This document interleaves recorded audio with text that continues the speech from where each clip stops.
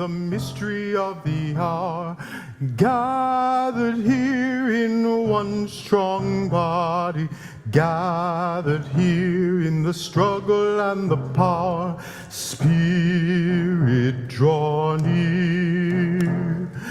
Gathered here in the mystery of the hour, gathered here in one strong body, gathered here in the struggle and the power. Spirit, draw near.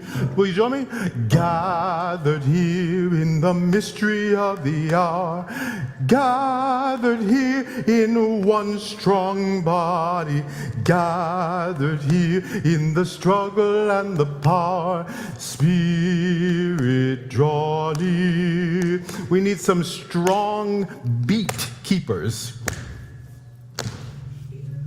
You may keep the beat here. You may keep the beat here if you wish. You may keep the beat here. Good. One more time, listen. Gathered here in the mystery of the... Your turn. Gathered here in the mystery of the hour. Next one. Gathered here in one strong... Your turn. Gathered here in one strong... Now, gathered here in the struggle and the power. Your turn. Gathered here in the struggle and the power. Last line is Spirit, draw near. Your turn. Spirit, draw near. Good. That beat is nice and strong, everybody. That's fantastic. It's so stable. Feels grounded. Every single one. Good. If this feels really comfortable to you, stay right here. The rest of us are going to go on to something else to fancify your beat. But you keep that stable rhythm, right? So even if I go... Good. You got it. You got it. Okay. Who wants to join me here?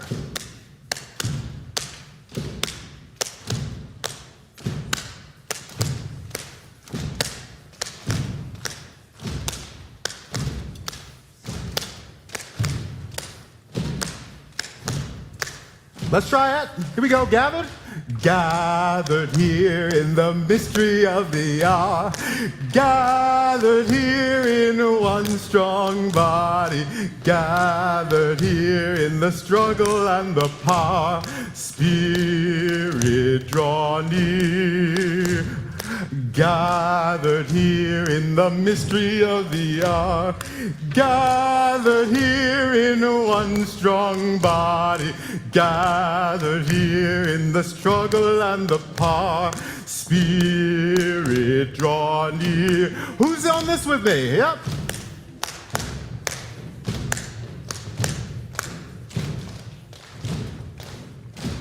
Good.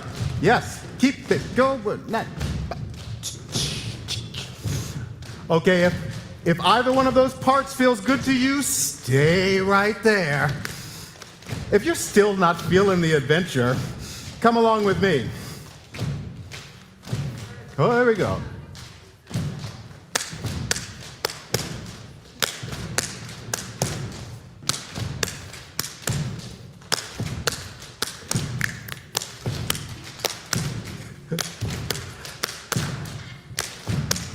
One more time, gathered here in the mystery of the hour, gathered here in one strong body, gathered here in the struggle and the power. Spirit, draw near. Last time, gathered here in the mystery of the hour, gathered here in one strong body, gathered here, the struggle and the power. Spirit, draw near. Gathered here in the mystery of the hour. Gathered here in one strong body. Gathered here in the struggle and the power. Spirit, draw near. Last time, Spirit, draw near. Spirit, draw near.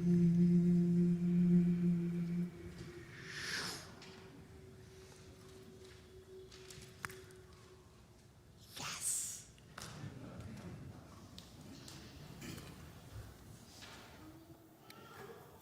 Good morning. Good morning, good morning, good morning. Wow, look at all you people who braved the snow. If you got here at 11 o'clock or earlier, I strongly recommend that you just take a moment to look around and see how much the congregation has grown in the last 3 minutes. It was delightful sitting back there watching you all come in, brushing the snow off. We can't let a little bit of snow keep us away, can we? No. You shoveled.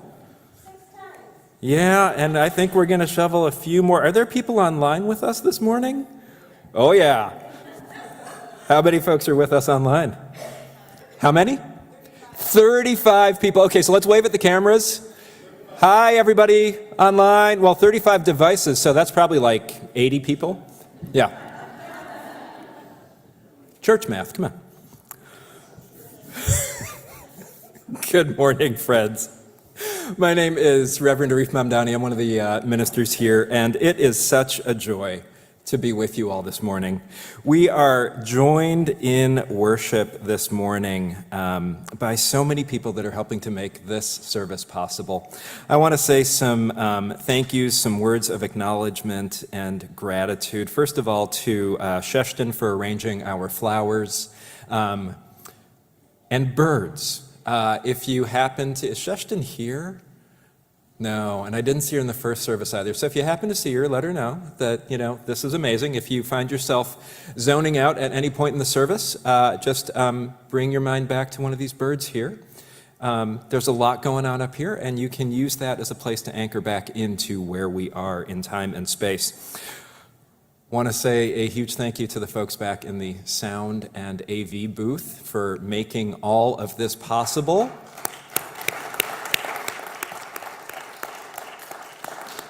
There was a lot about COVID-19 that really sucked, but one of the great benefits has been the way that it has forced us to figure out how to be connected across time and space. In fact, a couple of years ago, we sang that song, Gathered Here, and we changed the words a little bit to say far and near in one strong body, as we are today, gathered here, gathered online, and gathered with all of the people that will listen to this service or watch it on YouTube in the days and the weeks and the months to come. Also helping to lead worship this morning, we have Reverend Ashley Harness, Dr. Glenn Thomas Rideout, Malia, who is one of our worship associates, and Vivian, helping to light our chalice in just a moment. And in particular, I got a question. How many of y'all were here Thursday evening for the first choir rehearsal in some time? Yeah, I see some hands. Can you all just rise up as you are feeling moved? There's a photo of even more of them, but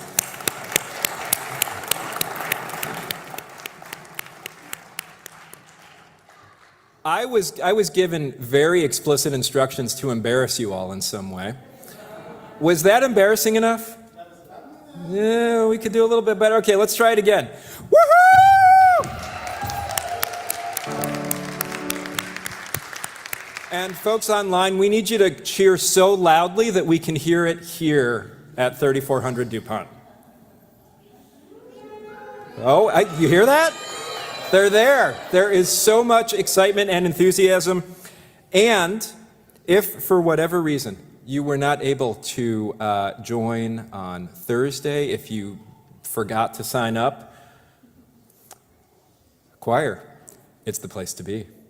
Thursdays, 7 to 9 o'clock, you can still sign up and join. There's a link up there. There's a link on your screens. There's a link on our website.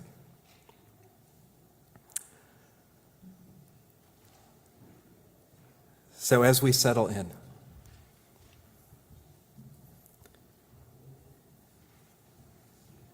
I invite you to put down what you're holding. Allow your gaze to soften. To offer ourselves and each other the soft gaze that you would offer to a child, a beloved family member.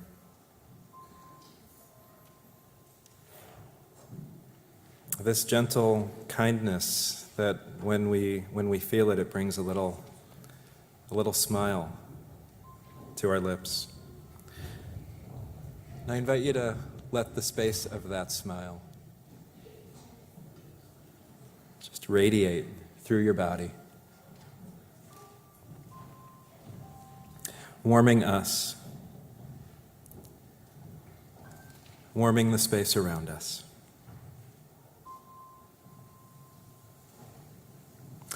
And as you do that, we can move this into our practice of taking 3 breaths at your own pace. If you feel moved, allowing your out-breath to be just a second or 2 longer than your in-breath.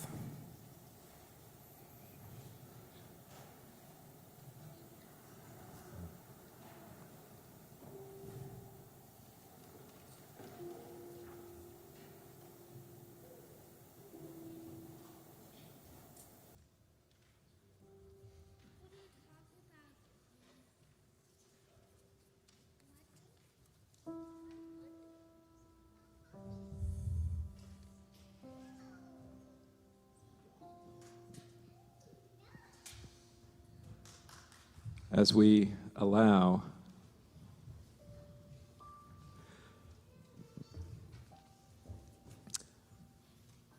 the warmth of that gentle kindness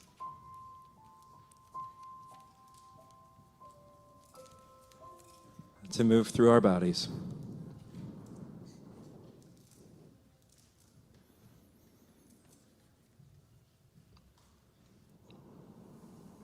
To move through our breath and our words as Vivian helps us to light our chalice. Would you help to light our chalice?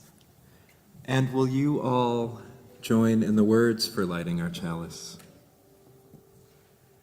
Love is the spirit of this church, and service is its law. This is our great covenant, to dwell together in peace, to seek the truth in love, and to help one another. And as this wish, as this covenant, as this blessing for love and for care continues to move through us, move into the space amongst us and out into the wider world, it is from that sort of warm-heartedness that I wish a special greeting to our siblings and family members who are observing Ramadan this season. Although I didn't grow up an observant Muslim, that is the tradition that my dad's side of the family comes from. That is the tradition that many still practice. And I have been recalling these last few weeks what my ministry mentor, Abi, reminded me of around this time last year. He said, Arif, fasting is in your bones, as it is with the practices that are in our lineage, even if we ourselves aren't actively practicing them. So it didn't entirely surprise me these last weeks in this season of Ramadan that I was gripped by this incredibly powerful longing to be with my Muslim cousins, nieces, nephews, aunts and uncles, most of whom live in Toronto, observing and celebrating this year. Fasting, as I have come to learn through a little bit of fasting of my own and through conversations with family members and relatives, is undertaken partially as a means to cleanse one's body, to seek a physical experience of being cleared out and purified as part of drawing closer to the divine. What is also true is that when fasting, one gains a significantly deeper and more embodied awareness of one's mortality. Day after day of fasting, of experiencing hunger and thirst, one cannot help but know more acutely the thinness of the thread that is our aliveness.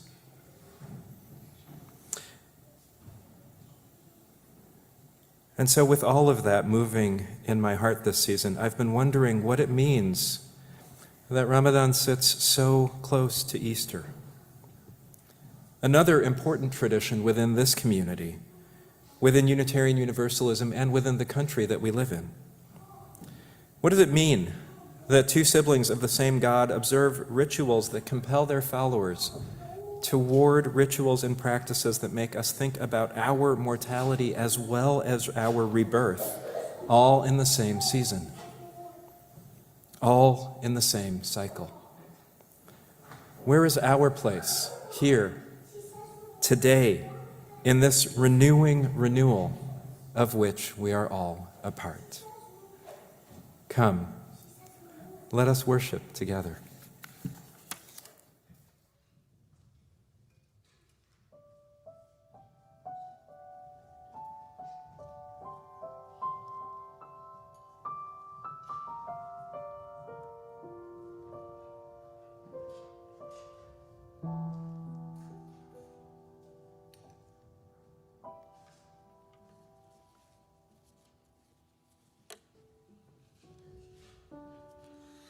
This morning, we're talking about our bodies and how in life and in death, we are connected to every single thing that has ever existed. We are made of the same matter, the same stuff, of everything in the universe. And we think about how even after our lives end through death, we return to the earth, some of us through ash, some of us through being decomposed in the earth, returning to the soil, continuing to nourish that which then nourishes all sorts of other lives. We are so connected to one another because of our bodies, because of what we are made of. So if we're connected to every single thing in the entire universe that exists now or has ever existed, what's something we're connected to? Shout it out. What are we connected to? Bananas. Dinosaurs. Snow. Tornadoes. Chickens. Peace in Gaza. Monkeys.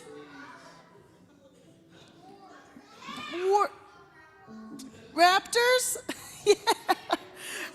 Girl Scout cookies, lettuce, chairs, flowers, everything, koalas, everything that has ever existed. At the last service, we got mac and cheese. Yes, we're connected to mac and cheese. We're connected to every single thing that ever has existed and that ever will exist in our lives and in our death.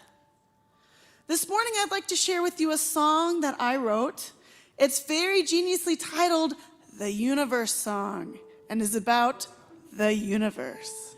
And what I really hope to get across is this idea that we're all so deeply connected. We cannot be separated, not from one another, and we cannot be separated from anything else in this whole universe that is and ever has been.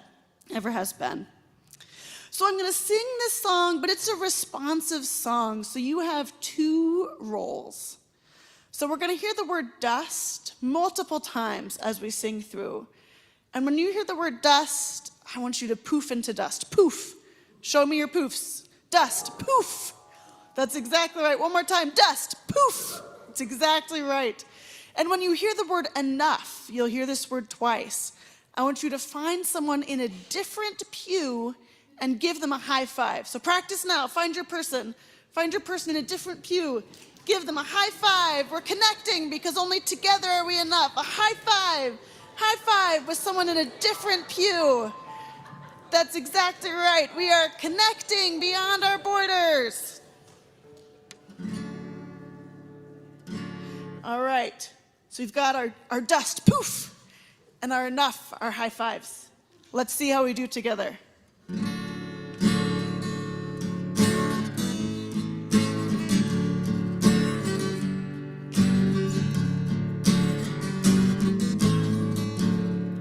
Our skin is the stuff of the stars. Our breath is the breath of the dinosaurs. And the water in this blood of ours turns mountains into dust. We circle around the sun, living lives in a world that's just begun. And when our time living lives on this world is done, we return into the dust. Oh, we return into the dust. Oh, we are so little and so much. As the universe expands, we do our best to the best we can, 'cause all there is all there's ever been. And that will have to be enough. Yeah, look at those high fives. Oh, we return into the dust. Oh, we are so little and so much. As the universe expands, we do our best to the best we can, 'cause all there is all there's ever been. And that will have to be enough. Beautiful. Thank you all so much. Great technique. Excellent technique. The poofing, the high fives. At this time, our children and youth will continue their worship in their classrooms. So I encourage all children and youth in 9th grade and younger to dismiss through those doors back there. Find the person with your sign and head off to your class. You'll worship there. We'll worship here. It is so good to be together. Together, we have enough. Come and go with me to that land. Come and go with me to that land. Come and go with me to that land where I'm bound. Come and go with me to that land. Come and go with me to that land. Come and go with me to that land where I'm bound. There'll be freedom. There'll be freedom in that land. There'll be freedom in that land. There'll be freedom in that land where I'm bound. There'll be freedom in that land. There'll be freedom in that land. There'll be freedom in that land where I'm bound. Let's do one more. There'll be justice. There'll be justice in that land. There'll be justice in that land. There'll be justice in that land where I'm bound. There'll be justice in that land. There'll be justice in that land. There'll be justice in that land where I'm bound.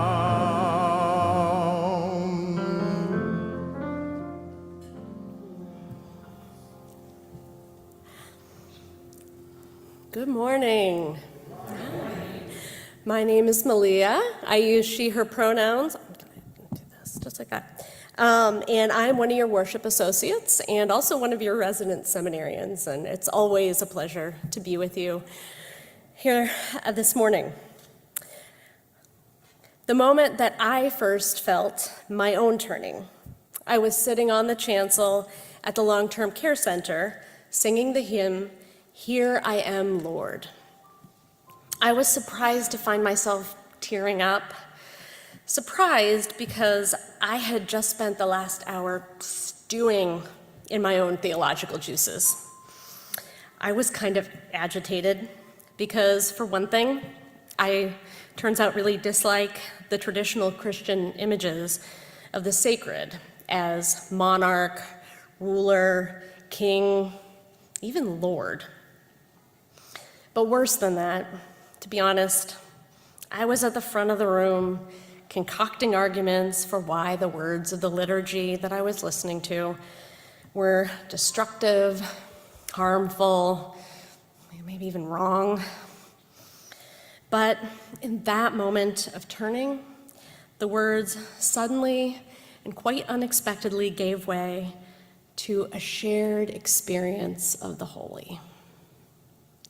As part of my training for ministry, I'm currently completing an internship in chaplaincy, spending about 2 days each week providing for the spiritual needs of the residents of a suburban long-term care center. The residents are all there because of their complex medical needs, and many of them are on hospice, meaning that our goal as a care team is no longer to cure, but to provide comfort during the final months of their lives. As a chaplain, I serve people of all faiths and none, but in that context, spiritual care usually does include Christian prayer. For the first few weeks, I said the phrase, "You'll be in my prayers," over and over, in an awkward performance of what I sadly feared to be a poorly cast role of Chaplain Malia. I'm going to admit, I wasn't totally sure what I meant by that phrase, "You'll be in my prayers," at first at least. It seemed like a nice thing to say, so I said it. Seemed like what people expected me to say, and I was hoping the ritual would eventually make for spiritual practice. That morning on the chancel, something shifted when I heard the words, "Here I am, Lord. It is I, Lord. I have heard you calling in the night. I will go, Lord, if you lead me. I will hold your people in my heart." Most of the words of this hymn aren't actually reflective of my personal beliefs, but I looked out at the people gathered that day and saw the closed eyes of many familiar faces, so filled with longing and listening, not with their ears, but with their spirits, for the call, what I imagine to be a calling back home. It reminded me of the scripture that I had been reading that week, the Tao Te Ching, which in one translation reads, "Once the whole is divided, the parts need names. There are already enough names. One must know when to stop. Knowing when to stop averts trouble. Tao in the world is like a river flowing home to the sea." At that moment, when I stopped listening so hard to the words, I realized that I was praying for them and with them. I pray for them when I meditate in the morning, as I struggle through my very amateur Tai Chi Chuan forms in the evening, and when I carry them in my own heart, as I do today. The voices were different, but I think we were listening for the same call. And maybe there are enough names. The important thing is that we know that we aren't alone. We know that we are holding it together. I think praying here with you every week is doing its work on me too. It seems to be working on many of us because I notice that each week we seem to bring more of our fears, our hopes, our longing for connection, love, and justice in the world here to each other. So now I invite each of you into this time of communal prayer, a time of listening with our spirits, which begins with closing our eyes or softening our gaze, and together taking a deep and meaningful breath.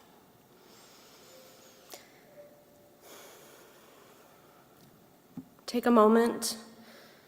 What are your longings today?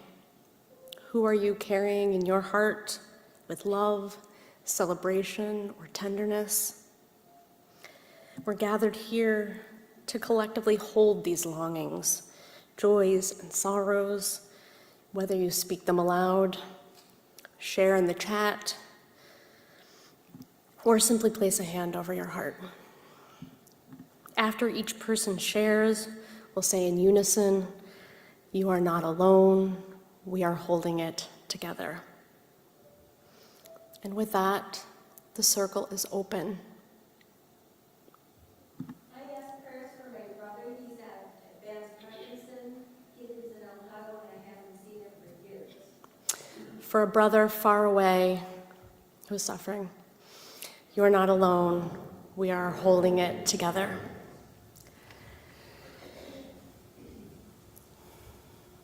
For psychological safety for all who attend any type of faith meeting. For psychological safety for all, you are not alone. We are holding it together.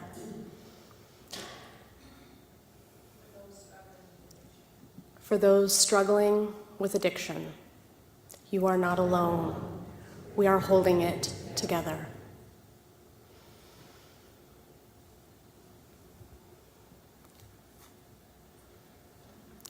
We pray for all people of the world who are frightened, besieged, silenced, or grieving, victims of war, oppression, and neglect. You are not alone. We are holding it together. As we close this circle, we pray that we remain open to the call of love and wisdom in whatever voice we may hear it. We pray that we remember that we are never alone. We are but one drop in that great river, ever flowing home to the sea. May it be so. Amen.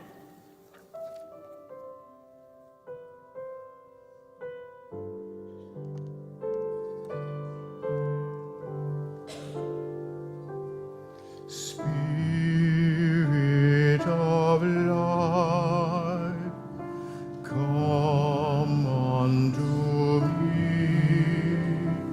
Sing in my heart all the stirrings of compassion. Blow in the wind, rise in the sea, move in the hand, giving life the shape of justice. Roots hold me close, wings set me free. Spirit of life, come to me, come to me.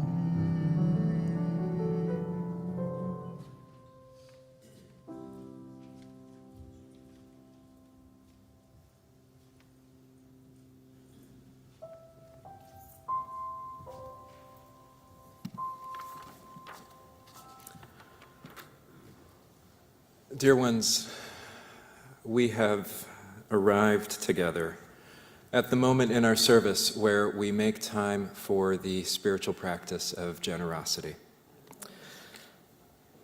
I am not going to say a lot this Sunday about our annual giving campaign because we celebrated its midpoint last week. Perhaps it's near to the end point.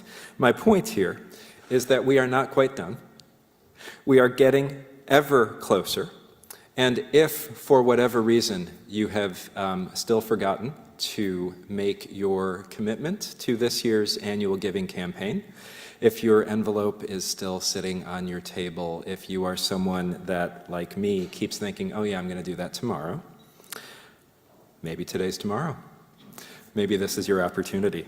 So I encourage you to please let us know.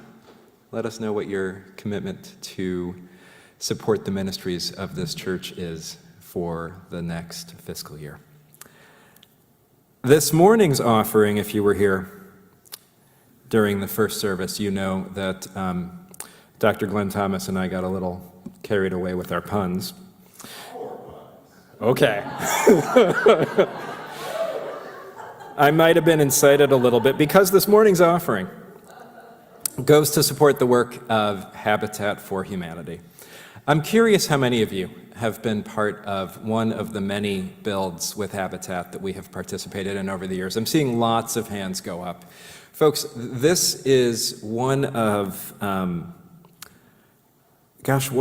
of the long-standing commitments of this congregation. Habitat for Humanity is an organization that we partner with in many ways, and in particular these last few months have been working to rebuild our habit of showing up at work sites and doing the work of building housing for all of the many reasons that it has positive impacts in the lives of the families that inhabit those homes and the wider community. Today's offering goes to support this incredibly important ministry that the church is part of. By supporting Habitat, you are supporting not just the individuals that are showing up on work sites, you are helping to pay for drywall and 2x4s and screws and nails and paint and cinder blocks and all of the many other things that go into building a house and to building community. And so I invite you both to be as generous as you can as the baskets come around, and also knowing that Habitat is one of our opportunities for engagement in which absolutely no experience is necessary. You don't have to know anything about hanging drywall or painting or anything like that. It is a concrete way that you can be involved in the work of building housing, building community, expressing the care and the love of this congregation. So as the baskets come around, I encourage you to be as generous as you're able, and if you are able to also check out our website, sign up for one of the upcoming builds. And with that, I invite the ushers to please come forward.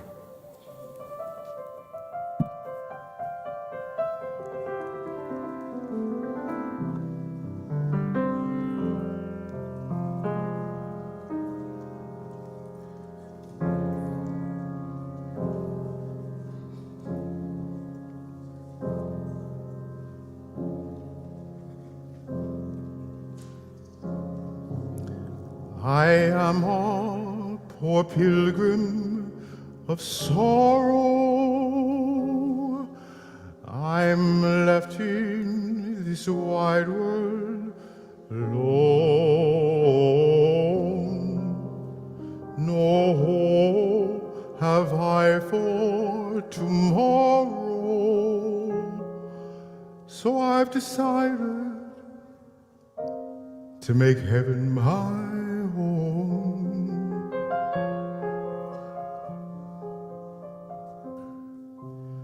Sometimes I'm tossed and driven, Lord. Sometimes I don't know where to roam. But I've heard of a city called heaven, and I've decided to make it. My mother is already in glory, and my father still walking in sin. My brothers and sisters won't own me because I am trying to get in. Sometimes I'm tossed and driven, Lord. Sometimes I don't know where to roam. But I've heard of of a city called heaven. I've heard of a city called heaven, and I've decided to make it my home, my home, my home.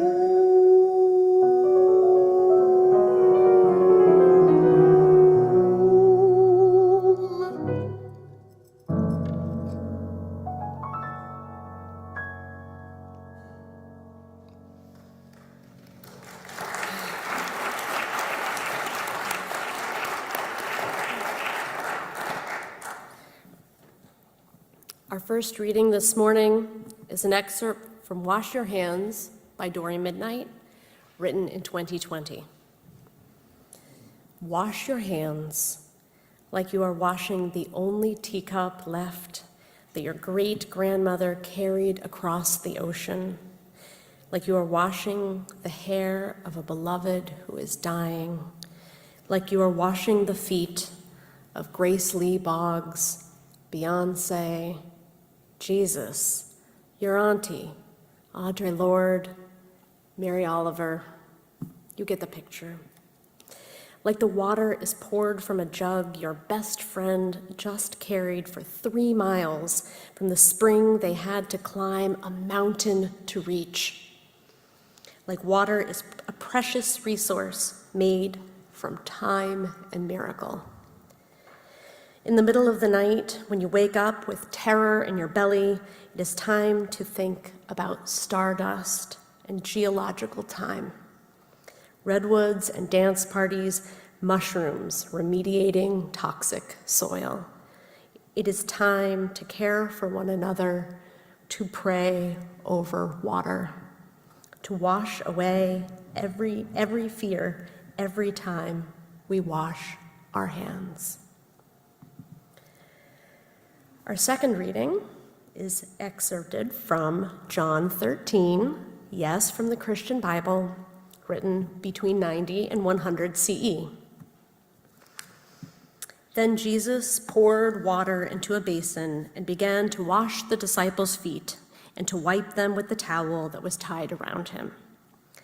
After he had washed their feet and put on his robe, he had returned to the table. He said to them, "Do you know what I have done to you? You call me teacher and Lord, and you are right, for that is what I am. So if I, your Lord and teacher, have washed your feet, you also ought to wash one another's feet. I give you a new commandment, that you love one another, just as I have loved you. You also should love one another. But by this everyone will know that you are my disciples, if you have love for one another."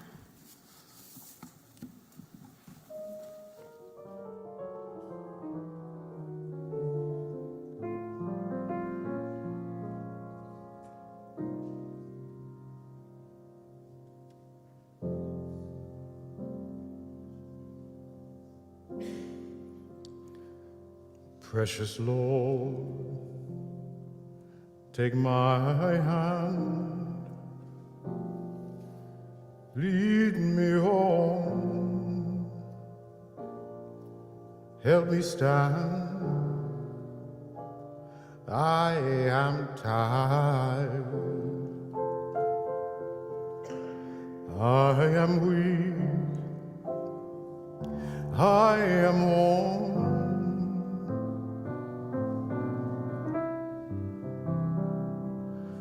Through the storm, through the night, lead me on. Through the night, take my hand. Precious Lord, lead me home.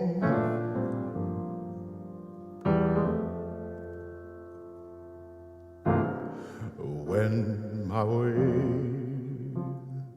grows drear, precious Lord, linger near. When my life is almost gone, hear my cry, hear my call, hold my hand lest I fall.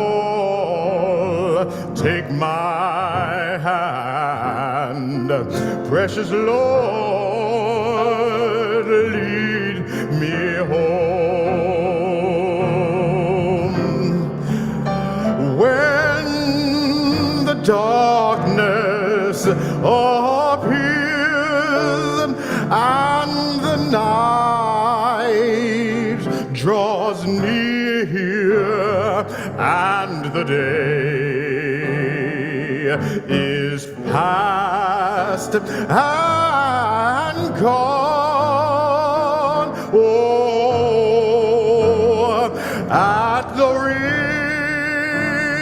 river I stand, guide my feet, guide my hand, hold my hand, precious Lord, lead me home. Take my hand, precious Lord, lead me home. Take my hand, precious Lord, lead me home.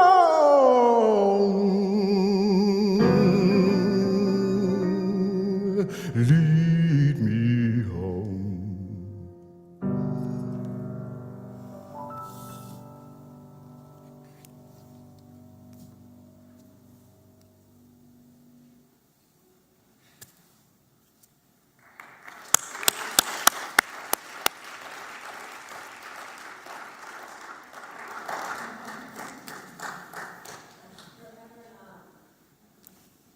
It was almost exactly 4 years ago that I first read that Dory Midnight poem. Remember what was happening? 2020? We'd all just started what we thought would be a short little while of sheltering in place. We were collectively obsessed with bleaching surfaces, hand sanitizer, toilet paper, droplets, washing our hands all the time. At the United Church of Christ church where I was serving, it was also Holy Week, the week before Easter when we moved through the trajectory of Jesus' last week of life and death. The first service of that week is called Maundy Thursday. It's the night Christians honor the Last Supper, on the night before Jesus was killed by the state for his radical anti-imperial organizing and for disrupting the flow of capital. A meal together clearly was not happening for us. We were all online. But it's also the night when Christians will often participate in a ritual of washing each other's hands or feet in remembrance of Jesus' commandment to love one another. Normally, this was a profoundly tender and small service at the church I served. Precious Lord, Take My Hand often played in the background as we literally took each other's hands into our own to wash. I was always too squeamish and frankly too young and female to feel comfortable with that foot washing part, but the hand washing broke my heart open every time. Look at your hands now for a moment. Look at the hands of the person sitting near you. Hands hold thousands of stories of our own lives and of the ancestors whose DNA shapes the contours two of those hands. Washing each other's hands in warm, soapy water was a way of joining those stories, if only momentarily,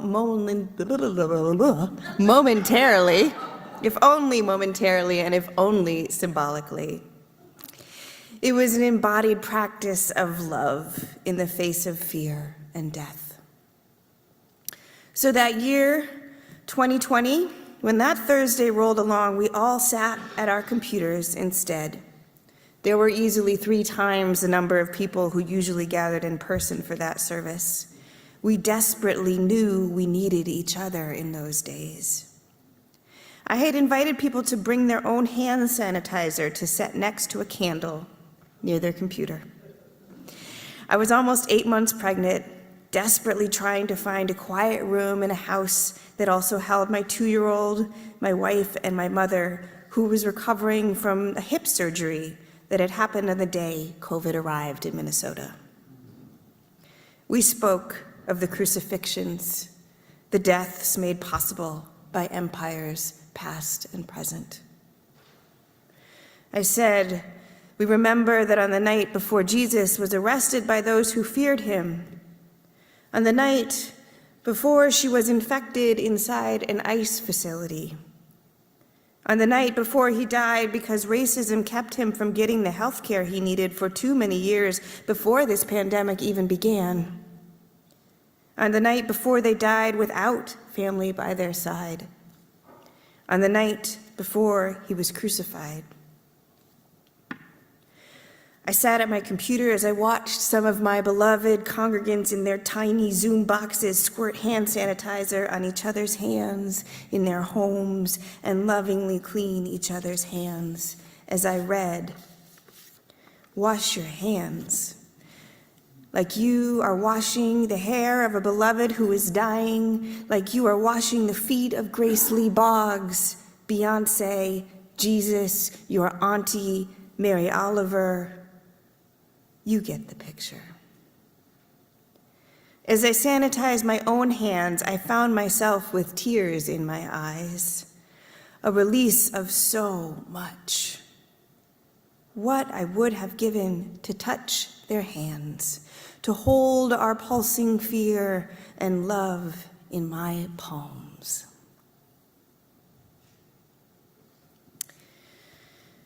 This is not the kind of story we're used to hearing around here.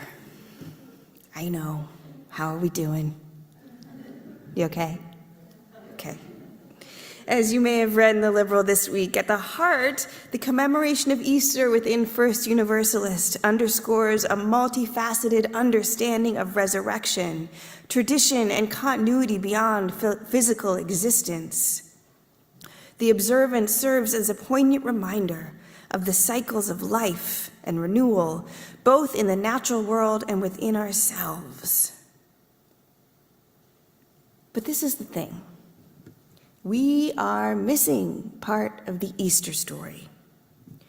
Easter, rebirth, resurrection, none of them have meaning if we aren't also talking about death. And if we aren't also talking about the way that the empires past and present are crucifying us, and we are complicit in each other's crucifixions globally. As I was imagining myself talking to you about all of this, there was a scene from a movie many of you have likely seen that kept popping up into my head. This is how I imagine me talking about death and Jesus lands in UU land. Olu, this is your cue.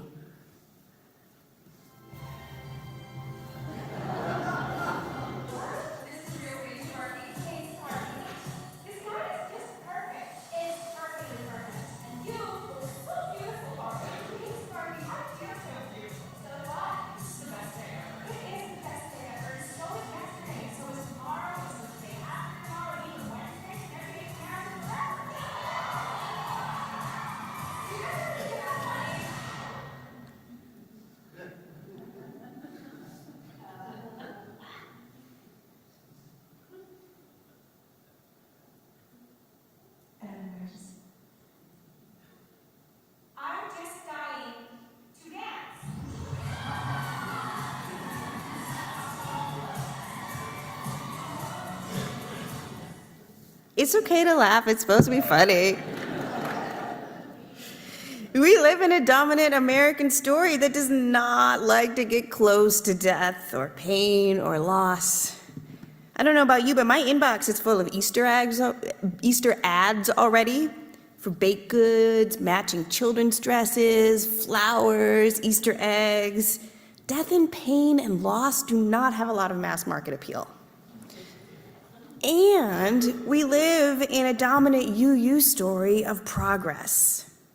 If we have the right political analysis, if we take the right actions to live our values, if we read the right theory of change, we can bypass pain with progress.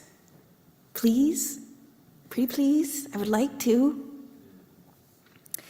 And yet the question is not if, but how we will move through death with pain in the company of loss. This week, I find myself drawn back to the rhythm of Christian Holy Week, to the magic of mushrooms also, and the work of somatic trauma healers all at once, to help me and hopefully you learn to move in relationship to death and loss. Each of these holds sacred wisdom for this season that is not optional if we want to live Easter. So, let's take a break from all the Christian stuff and talk about mushrooms. It's a relatively safe thing to talk about, right? We're not eating them, we're just talking. Writer, facilitator, mediator, and doula Adrienne Marie Brown has lately become fascinated with mushrooms and their root systems called mycelia. They are some of her role models for all of us seeking collective wholeness in this life and in death. She writes, "Death, grief, heartache, betrayal, and all other devastation are a part of our human experience. We spend an immense amount of time trying to escape or avoid these inevitable human experiences. One of the most important lessons mycelia can offer us is how to turn and face the toxicity and pain in our world and find life in it. Mycelia see the potential life in everything. Everything dead and alive goes into the soil and gets processed into life. When we understand that our pain and grief are part of our aliveness, part of how we learn to be, and part of how we ultimately contribute to the life of our planet, we can learn to eat everything too and make it fuel. We can recycle and upcycle everything because it is all material, data, content, source. We can make death into life."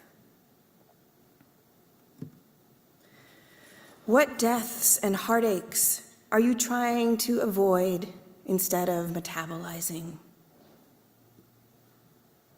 What do you want to just scroll past? Can we make space to hold all of this gently in our shared root system instead? Can we make time to be called to account by the anguish? Can we stretch our hearts wider and wider like networks of mycelium connecting trees across the forest floor so that we remember we too are not alone, but holding it together? I want to be mycelium when I grow up. I want to become less afraid to compost my own stories, more awed by my body's simultaneous decay and persistence, more willing to make a pathway of my heart's vulnerability to those around me. Let's go a little further together. Seeing as we are not actually mushrooms, how do we metabolize death and pain in our bodies, in real time? Or in the case of all of us who survived this far into a world with COVID-19, who live with that and so many other collective traumas in our bones, how do we move through that pain so we can keep being present to life and growth? In his profoundly powerful and groundbreaking work, My Grandmother's Hands, Resmaa Menakem explains, healing trauma involves recognizing, accepting, and moving through pain, clean pain. It often means facing what you don't want to face, what you have been reflexively avoiding or fleeing. By walking into that pain, experiencing it fully and moving through it, you metabolize it and put an end to it. In the process, you also grow, create more room in your nervous system for flow and coherence, and build your capacity for further growth. Move through pain.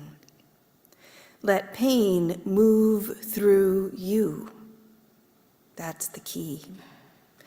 Trauma and death don't live in our minds alone. They live in our bodies. They often bypass our brain's ability to intercept our response. This is by design. We don't have time to think. Our bodies just need to react to keep us alive until we are not actually being chased by death, literally. But our bodies think we are because evolution is holy magic too. This time of year, this season of death and new life, these are seasons we have to move from our brains into our full bodies if we want to transform, rebirth, experience resurrection or revolution, whatever we want to call it. I think on a collective level, this is actually the work of the Christian liturgical season of Holy Week and Easter. Over the last year and a half, I've had the honor of being one of your ministers, and I've realized that though we are theologically and spiritually in deep alignment, I miss the embodied ritual practices of the Christian tradition that raised me and the tradition that raised this church until 1961, Christian Universalism. They get me, a person who is obsessed with words, who finds profound comfort in books, in learning through my brain. They get me into my body, where healing actually lives. As I reread Resmaa's brilliant embodied practice of cleansing our pain in ways that actually allow it to be transformed instead of just put on hold while hurting others, I realized that these Christian rituals are actually an embodied somatic healing practice when done well. Don't worry, I have not forgotten where I am. Hello, beloved UUs. I haven't forgotten the incredible trauma these rituals themselves have imposed on too many bodies, Jewish and queer bodies in particular, some of you who sit in this very room. I see you, I love you, I know, and I'm asking us to queer our relationship to them, to take whatever tools are here that serve our liberation and leave the rest.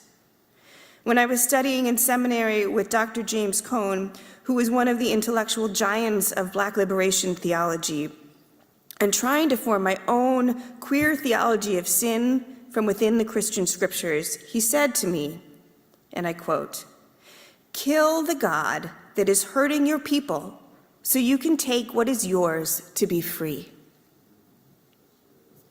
Kill the God that is hurting your people so you can take what is yours to be free.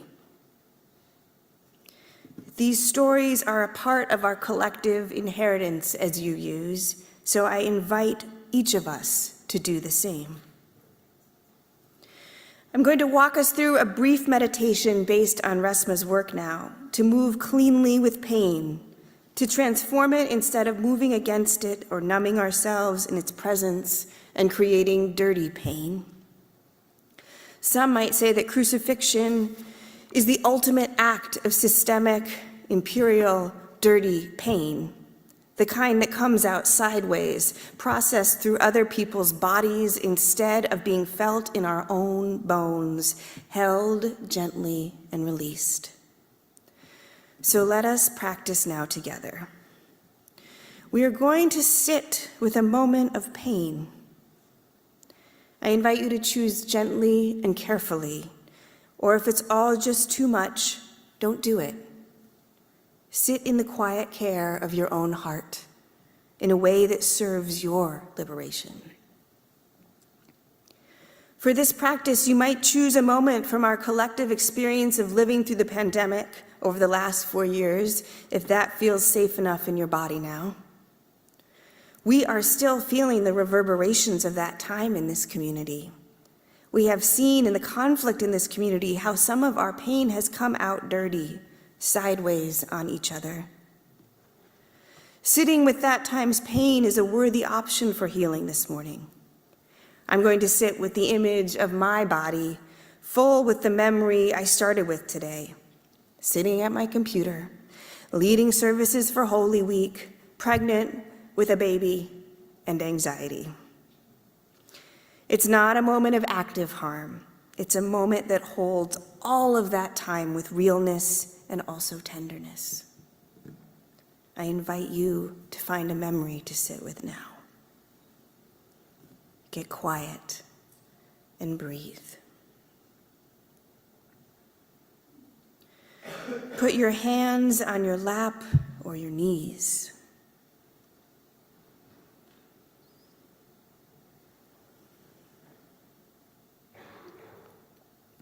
Find in your body's memory a source of calm, the feeling of a favorite cozy place to sit, or a beloved pet, or the person whose presence is home.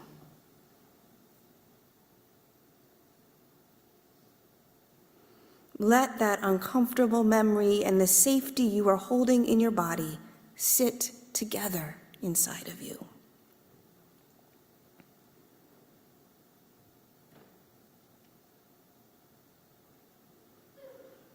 Notice your body here and now. Maybe you feel your shirt on your belly, your back against a pew, your tongue on the roof of your mouth.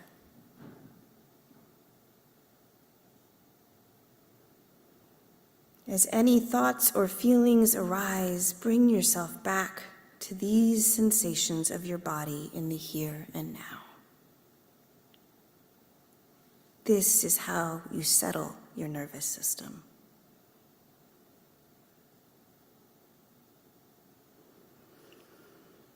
And into that settled body, invite that memory of pain, of discomfort to persist.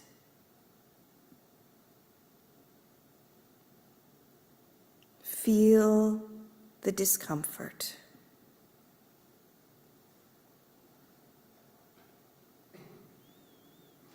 See if you can find it in your body.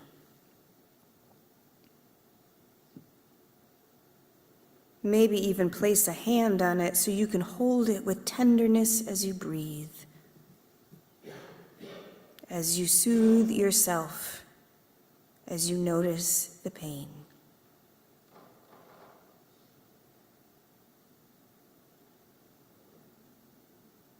Don't try to fix it. Just bear witness to yourself and your pain as you honor it.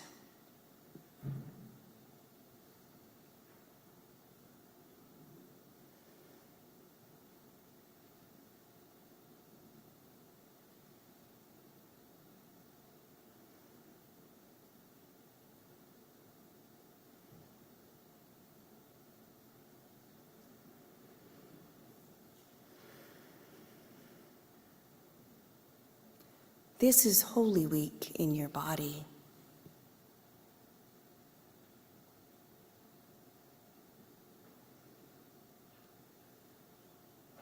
And now comes Easter. Stand up or rise, literally, in whatever way your body would like to do right now, and discharge the energy of bearing witness to your pain. Stretch. Do what a zebra does when it outruns a lion and shake it out. Notice the people around you. You are not your pain. You are not alone. We are holding it together. Stay standing. Feel your toes in your shoes. You have toes. How magical is that? You have a body that is alive and healing, slowly, every day. Imagine yourself at that Barbie dance party, but this time nobody is pretending that death isn't real. We are dancing our way alongside death, cleansing pain into the power of life. You are like irrepressible thoughts of death, Barbie. You are like the mycelium networks, and maybe even like Jesus. Amen.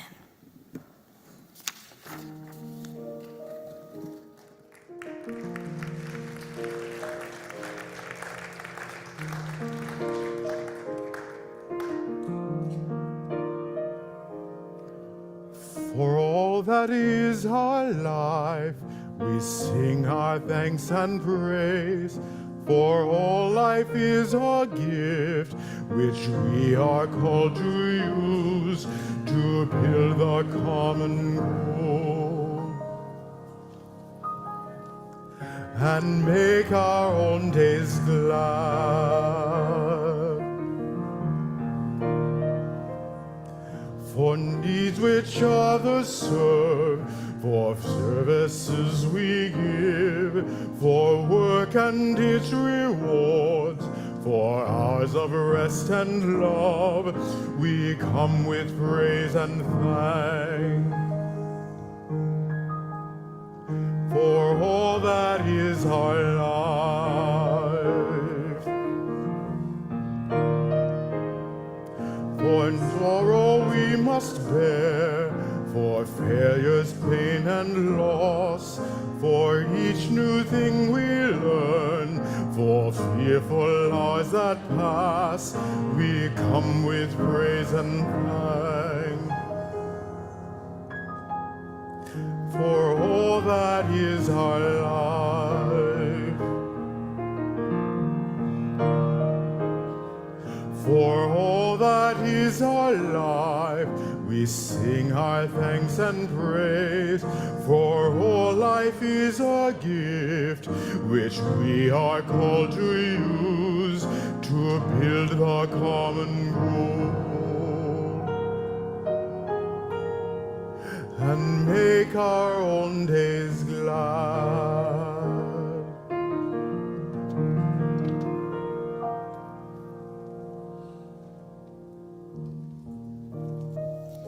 In the middle of the night, when you wake up with terror in your belly, it is time to think about stardust and geological time, redwoods and dance parties and mushrooms remediating toxic soil.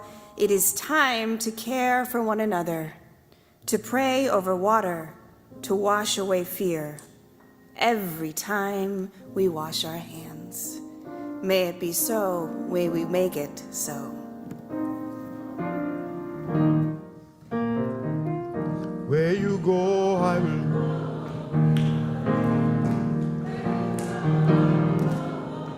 Where you go,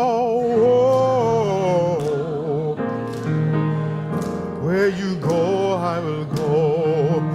And your people are mine. Your people are mine. Your people are my people. You're divine, my divine. Where you go, I will go, beloved. Where you go, I will go. Where you go, I will go, beloved. Where you go, I will go. And your people are my people. Your people are mine. Your people are my people. You're divine, my divine. Go in peace, my friends. Amen.